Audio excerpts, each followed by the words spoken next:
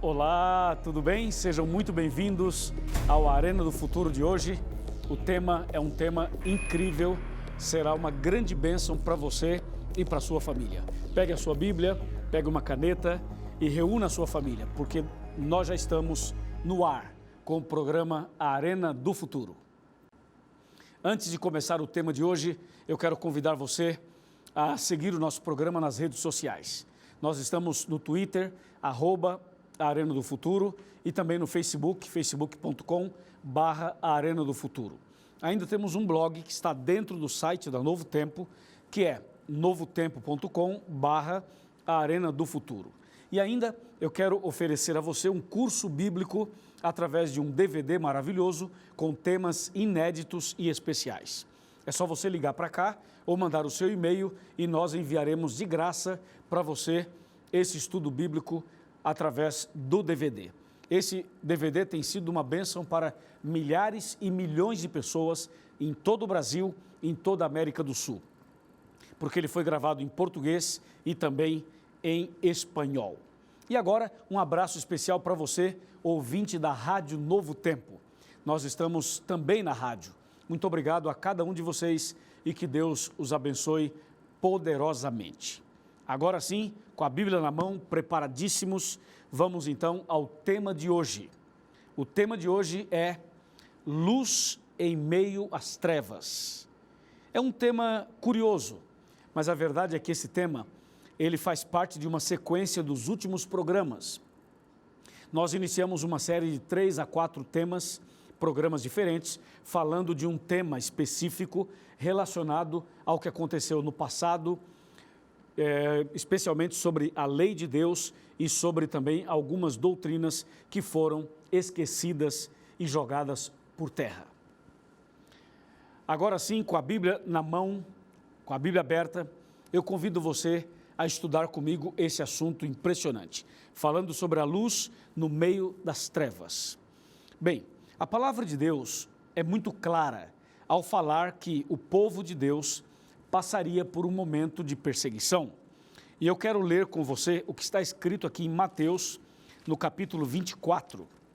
Esse é um capítulo bastante importante, conhecido, que diz assim, Mateus 24, verso 15. Quando, pois, virdes o abominável da desolação de que falou o profeta Daniel, no lugar santo, quem lê, entenda. Então, os que estiverem na Judéia, fuja para os montes. Quem estiver sobre o eirado, não desça a tirar de casa coisa alguma ou alguma coisa. E quem estiver no campo, não volte para trás para buscar a sua capa. Ai das que estiverem grávidas e das que amamentarem naqueles dias. Orai para que a vossa fuga não se dê no inverno, nem no sábado. Esse texto que eu acabei de ler, ele teve o seu cumprimento especificamente no ano 70, ou por volta do ano 70, depois de Cristo, quando o povo de Deus sofreu uma perseguição e quando Jerusalém foi invadida pelo general Tito. Naquela ocasião, eles invadiram Jerusalém, destruíram tudo, perseguiram os servos de Deus e ainda roubaram o ouro, os bens lá do templo. E com o dinheiro que eles pegaram, com aquela riqueza, o ouro e a prata que eles pegaram do templo em Jerusalém, eles levaram e construíram o que hoje a gente conhece como o Coliseu Romano. O Coliseu foi construído com a riqueza que foi furtado do templo quando no ano 70 houve aquela invasão. Porém, é importante dizer também que esse texto se refere a outras perseguições futuras. Não somente aquela, mas também a perseguições futuras, porque na verdade a Bíblia, quando fala em perseguição, ela menciona algo menciona isto e essa perseguição em tempos diferentes, quando esse tipo de perseguição se repete. Por exemplo, quando nós chegamos no final da terceira fase do cristianismo, ali por volta do ano 500, 508, 538 depois de Cristo, a igreja cristã novamente passou por outra perseguição. Só que essa perseguição agora era uma perseguição cujo foco, claro, eram os cristãos, mas as pessoas que estavam perseguindo os perseguidores eram pessoas ligadas ao sistema religioso de Roma. Ou seja, ali estava o domínio da supremacia papal. No ano 538 começou a supremacia papal. E essa supremacia vai de 538 a 1798. É um período longo, de 1260 anos. Esse período de 1260 anos aparece aqui na Bíblia, no livro do Apocalipse, no capítulo 12, especialmente o verso 6, que diz assim: a mulher, porém, fugiu para o deserto, onde lhe havia Deus preparado lugar para que nele a sustentem durante 1260 dias.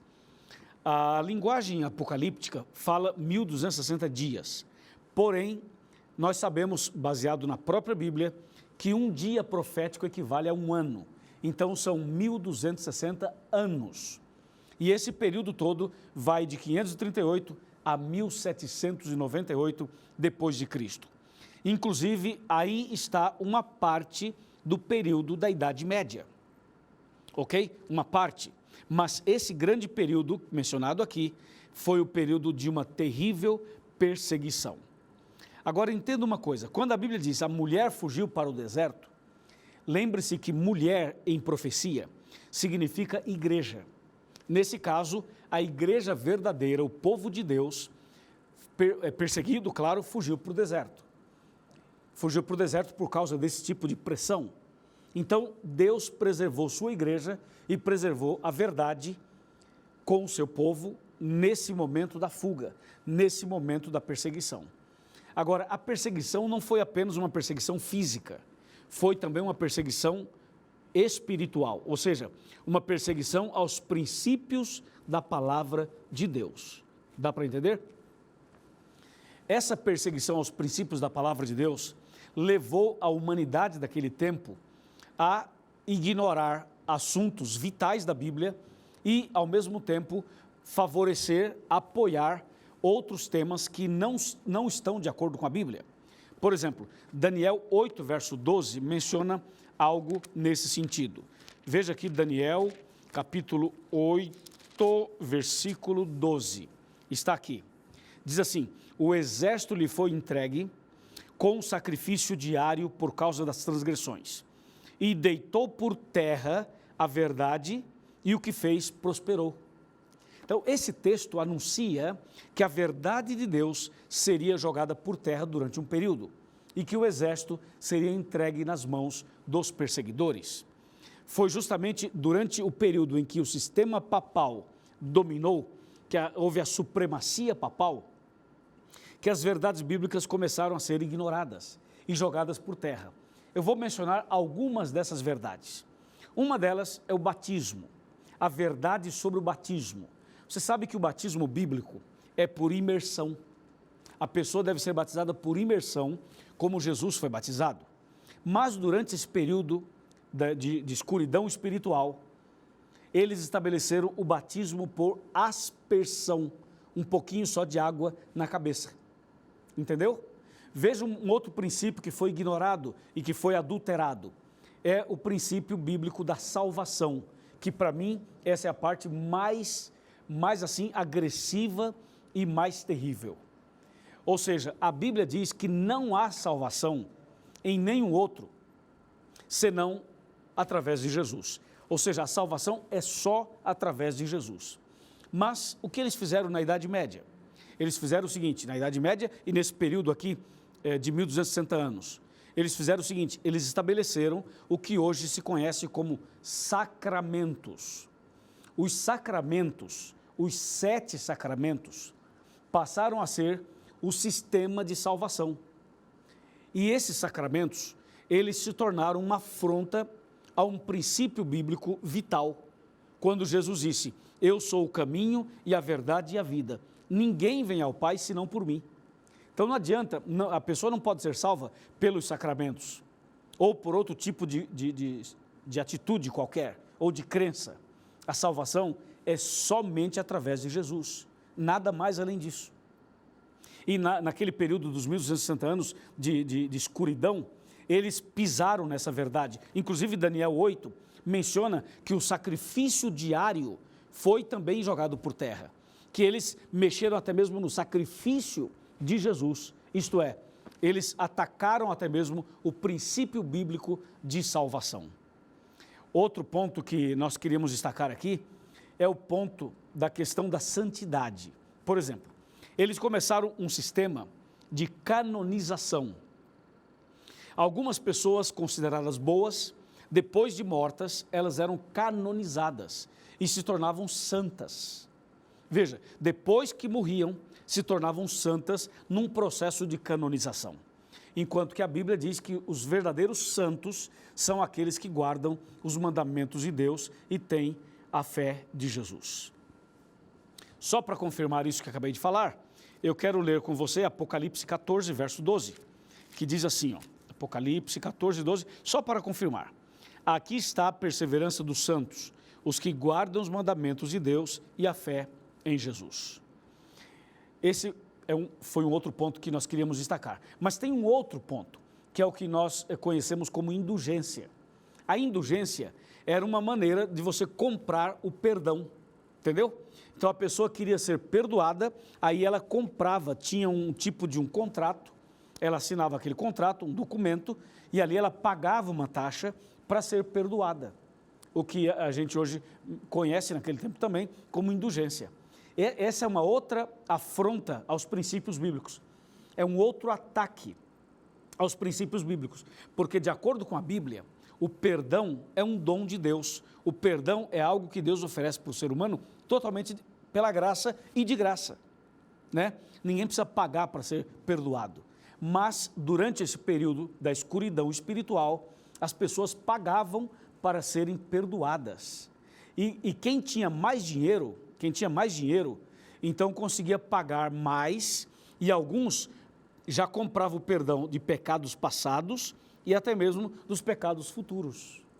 Quer dizer, as pessoas acabaram estabelecendo um comércio da fé, um comércio religioso.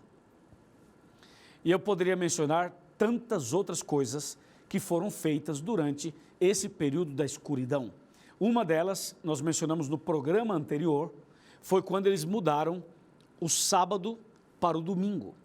Foi quando eles mexeram nos mandamentos de Deus. Aí está um outro ataque terrível. A Bíblia fala dos 10 mandamentos. E eles criaram, futuramente, um pouco depois, criaram o catecismo, e no catecismo colocaram os 10 mandamentos adulterados. E essa adulteração dos mandamentos envolvia especificamente 3 mandamentos. O mandamento número 2, que fala das imagens, eles simplesmente tiraram.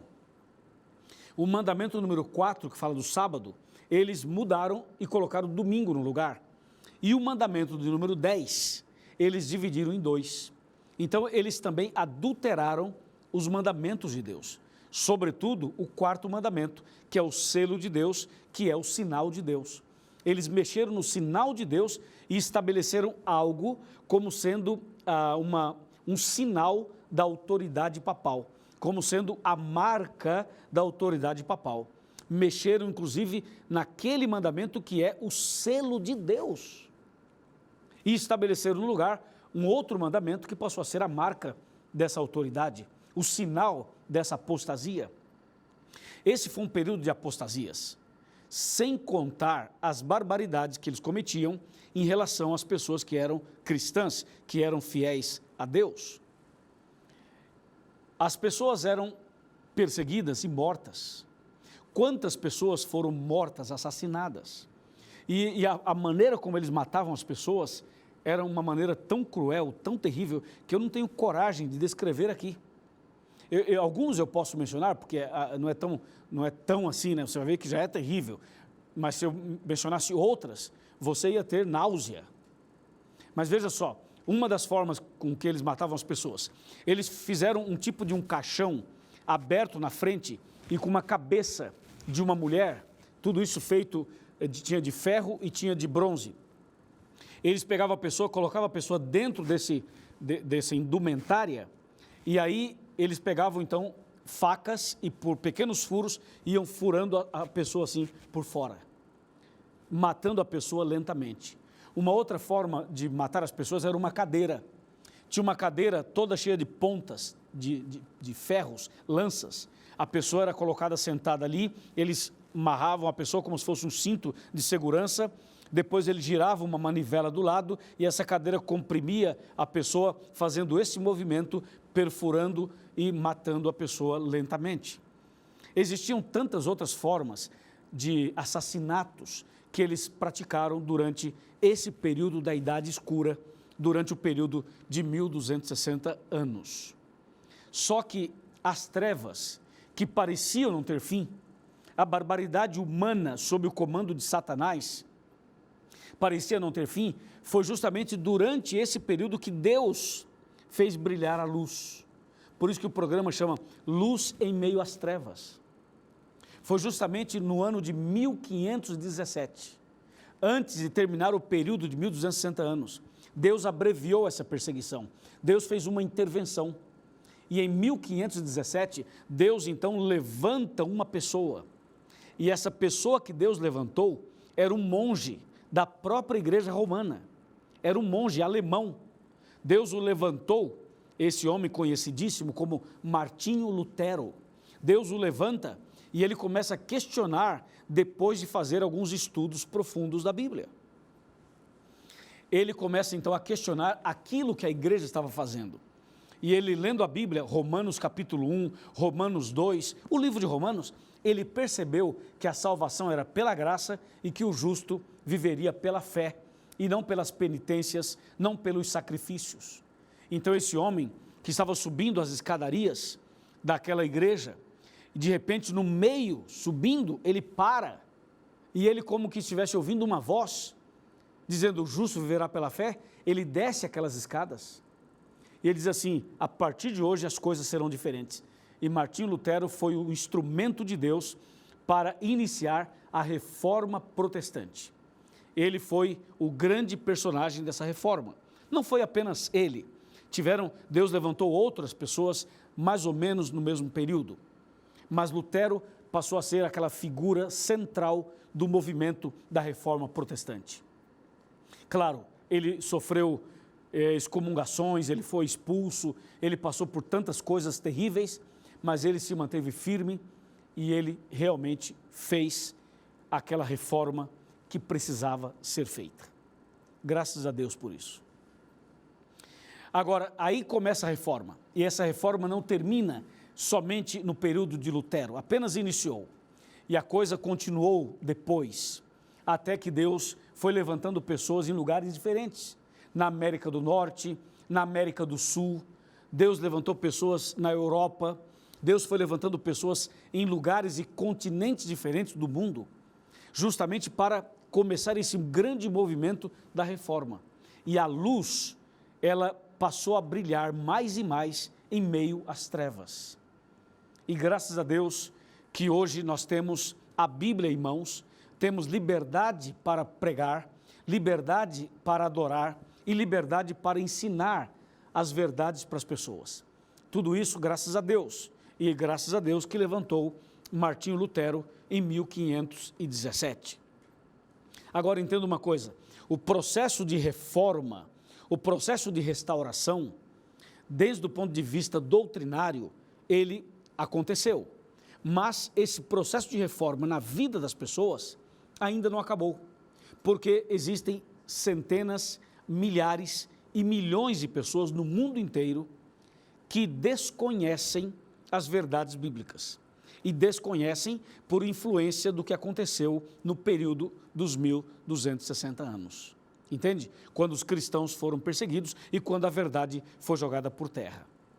Em 1844, um pouquinho antes, 1840, Deus levantou um homem chamado Guilherme Miller. E Guilherme Miller, ele começa agora a pregar uma outra verdade que tinha sido esquecida. A verdade sobre a volta de Jesus. E criou-se o grande movimento millerita de 1844. E aí, quando passou o ano de 1844 e passou a grande decepção, porque eles pregavam a volta de Cristo para aquele ano e Jesus não veio, então depois daquela decepção, então Deus levanta um povo. E esse povo que Deus levanta, recebe o nome de Adventistas do Sétimo Dia, que se levanta justamente depois do desapontamento de 1844. E os Adventistas do Sétimo Dia agora começam a restaurar e reformar outras verdades que haviam sido esquecidas. E uma dessas verdades é a verdade sobre o sábado, a verdade sobre os 10 mandamentos, a verdade sobre o santuário, o princípio de saúde, os princípios de salvação relacionados ao santuário que haviam sido totalmente esquecidos. E os adventistas, a igreja adventista, ela é organizada em 1863. E aí esse movimento começa a crescer de uma maneira impressionante, pregando as verdades que tinham sido esquecidas, pregando as verdades que tinham sido jogadas por terra. E agora nós estamos aqui, no século 21, na TV Novo Tempo, no Arena do Futuro, continuando esse movimento de reforma, anunciando as verdades que tinham sido esquecidas, para que você também seja abençoado por Deus e para que você viva essa restauração da verdade no seu coração e na sua vida. Isso é importante, sabe por quê? Porque em nossos dias existem várias outras denominações que ainda mantêm e sustentam ideias adulteradas como herança da Idade Média. Por exemplo, quando você ouvir alguém falar que o sábado foi abolido e que o domingo é o dia do Senhor, essa é uma herança da Idade Média, essa é uma herança dos tempos das cruzadas, uma herança dos tempos da Inquisição. Hoje, na verdade, você tem que entender que em todos os tempos, desde Adão e Eva, desde o Jardim do Éden até hoje, Deus sempre preservou e ensinou os 10 mandamentos. Isso nunca foi abolido e jamais será abolido. Deu para você entender?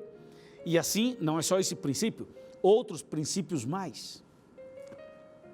Como, por exemplo, o princípio sobre o santuário e o juízo final. Esse é um outro princípio que a Igreja Adventista tem restaurado e ensinado para as pessoas nos dias de hoje. Então você está sendo convidado no Arena de hoje a vivenciar e a viver essa mensagem da reforma, essa mensagem da restauração, essa mensagem do reavivamento, a mensagem da obediência aos mandamentos de Deus e do preparo para a breve volta de Jesus. Entendeu? A trombeta está aqui, dando o seu sonido certo para você, para que você entenda que por mais escura que seja uma situação, a luz sempre brilhará. E não existe escuridão capaz de resistir a um facho de luz. A luz de Deus brilhará sempre em meio às trevas. Pode acontecer o que for, as pessoas podem fazer o que elas quiserem, mas a luz de Deus sempre brilhará em meio às trevas. Amém? Amém e amém. Deu para você entender? Eu pergunto, você aceita viver na luz da verdade? Você aceita viver os princípios da verdade no seu coração? Se você aceita viver as verdades, vem comigo agora, que eu vou sentar aqui na minha cadeira e eu quero conversar com você. Pode vir para cá, vamos sentar aqui e vamos conversar agora de coração para coração. Deixa eu me ajeitar aqui, e você que está em casa, você que está no hotel, você que está na oficina, você que está no trabalho, por favor, chega mais perto. Chega mais perto. Pode vir mais perto, um pouco mais, venha. Isso, coloque a cadeira aqui pertinho da televisão, vem mais perto. Eu quero dizer para você, o mesmo Deus que levantou Lutero naquele período escuro, o mesmo Deus que levantou a Igreja Adventista para fazer brilhar a luz das verdades, é o mesmo Deus que está aqui do seu lado, que vai expulsar as trevas da alma, que vai tirar da sua mente as dúvidas, que vai ajudar você a enxergar de maneira muito mais clara as verdades da Bíblia. O que você precisa fazer é estar disposto e disposta e tomar uma decisão e dizer: a partir de hoje eu quero conhecer e seguir os princípios da palavra de Deus. Aconteça o que acontecer, custe o que custar, eu quero seguir as verdades da palavra de Deus. Eu pergunto, você pensa assim como eu? Se você pensa assim, se você quer seguir as verdades da palavra de Deus, mesmo diante de dificuldades, eu vou orar por você. Mas saiba de uma coisa, essa perseguição que houve no ano 70, a perseguição que houve na Idade Média, ela voltará. Você sabia disso? Você sabia que os verdadeiros servos de Deus passarão por uma perseguição nos últimos dias? Sim, isso vai acontecer. Os verdadeiros servos de Deus também terão dificuldades no final. Mas não esqueça, o mesmo Deus que no passado guiou o seu povo, guiou sua igreja, preservou a verdade, fez brilhar a luz da verdade, é o mesmo Deus que vai estar com você nos momentos difíceis, na hora da perseguição, na hora da prova, na hora das dificuldades, na hora em que as trevas se levantarem. Deus estará com você e a luz de Deus brilhará sobre você. E o mal vai se levantar, mas vai cair. O mal se levanta, mas cai, porque Deus é contigo. 1000 cairão ao teu lado, 10.000 à tua direita, mas tu não serás atingido. Amém? Louvado seja Deus. Eu vou orar por você agora. E depois da oração, entre na internet e vai lá, encontreumaigreja.com.br. Localize a Igreja Adventista do Sétimo Dia e procure uma igreja. Vá até lá e diga ao pastor e ao ancião que você quer seguir a verdade. E ele vai ajudar você. Vamos orar. Querido Pai Celestial, obrigado porque estas pessoas tomaram hoje essa linda decisão. Abençoe este homem, esta mulher, esse casal, essa família e também esse jovem.